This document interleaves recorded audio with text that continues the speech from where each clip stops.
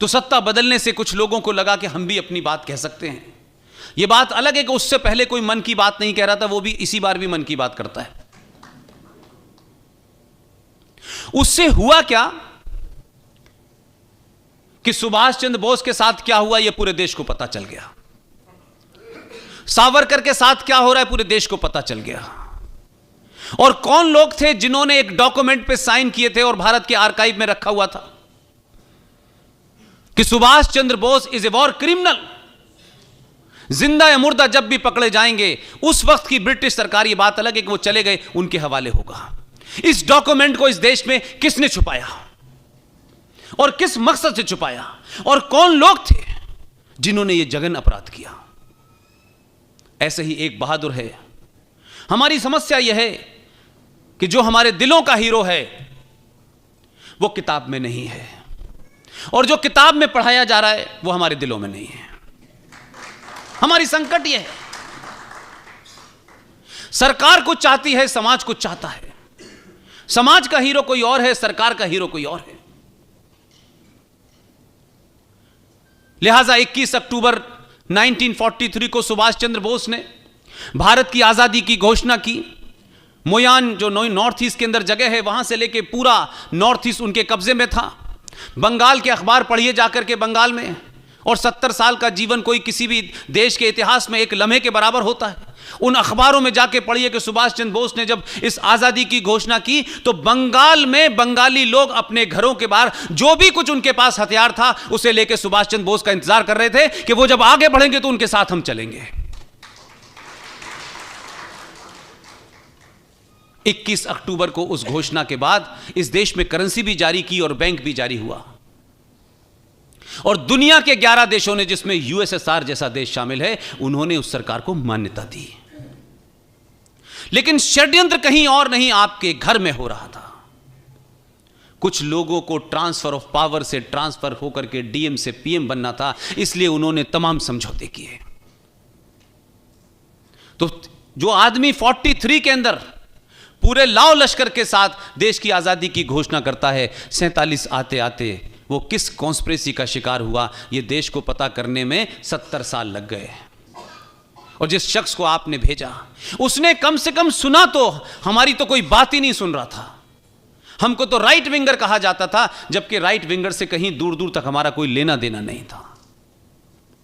लेकिन बड़ी खामोशी से सुना, धैर्य के साथ सुना, तहम्मुल के साथ सुना, और सुनने के बाद इस नतीजे पे पहुंचा कि दुनिया भर से जितने डॉक्यूमेंट इकट्ठे किए हैं वो बिल्कुल सही हैं।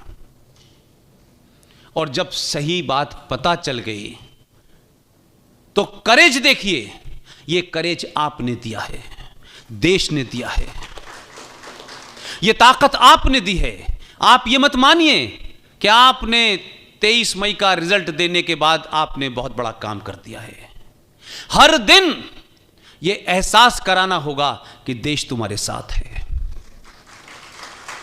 जो साथ नहीं है वो उठ के चले गए, जो साथ नहीं है उनके बारे में कोई गलतफहमी नहीं रखना चाहता मैं। जो साथ हैं वो अपने साथ होने का परिचय दें।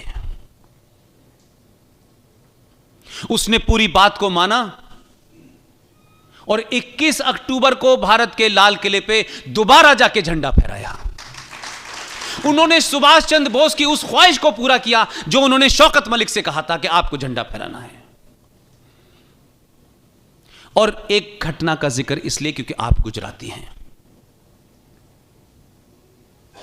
प्राइम मिनिस्टर हाउस से जब वो शख्स निकला और लाल किले तक जा रहा था, इस बीच में उन्होंने एक ट्वीट किया।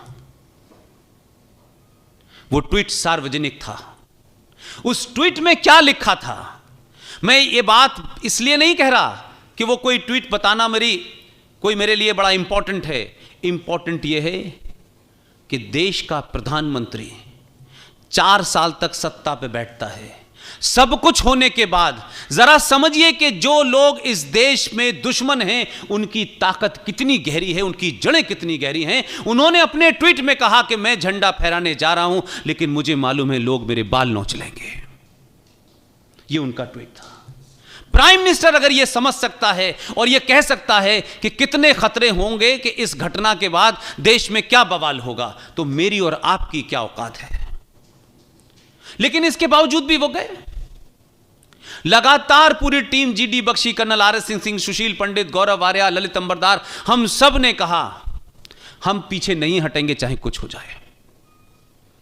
उसी दिन प्रधानमंत्री ने झंडा भी फहराया और देश के एक बड़े इतिहासकार को बुला के कहा कि मुझे 23 जनवरी, जिस दिन सुभाष चंद्र बोस का जन्मदिन होता है, मुझे इसी लाल किले के अंदर दुनिया का सबसे बेहतरीन सुभाष चंद्र बोस का म्यूजियम चाहिए।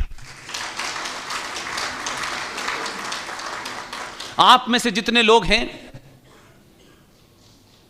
और खासतौर से जो नई नई शादी करते हैं और शादी करने के बाद, मुझे अभी तक यह समझ नहीं आया भाई कि जब तक नहीं मालूम था तब तक तो ठीक था। शादी करने के बाद अच्छी खासी अपनी बीवी को लेकर के, जिसे आप चाहते हैं काफी साल जिंदा रहे, उसे सबसे पहले ले जाके ताजमहल में कब्र पे क्या दिखाते हैं आप कि तुम्हारी भी कब्र ऐसी बनाऊंगा। भाई मुझे बताइए, समझ में नहीं आया मुझे। जिस पूरे फ्रॉड नैरेटिव को क्रिएट किया कि ये मोहब्बत का ये निशानी है। अब ये मोहब्बत की निशानी कोई कब्र कैसे हो सकती है यार। और मुसलमान भी चाहते हैं, गैर इस्लामिक काम है तब भी कर रहे हैं। अगर आपको अपने बच्चों को, आने वाली नस्लों को, जो हमसे और हमारे बुजुर्गों से गलती हुई है और उसको सुधारना है, तो इस वक्त देश के अंदर बहुत बड़े बड़े काम हो रहे हैं। आप लाल किले में जाएं और सुभाष चंद्र बोस के उस म्यूजियम में अपने बच्चे को जब इस किनारे से ले जाएंगे और जब आखिर में निकालेंगे, मेरा दावा है कि वो जो कुछ बोलेगा आपको लगेगा एक और नरेंद्र मोदी तैयार हो गया।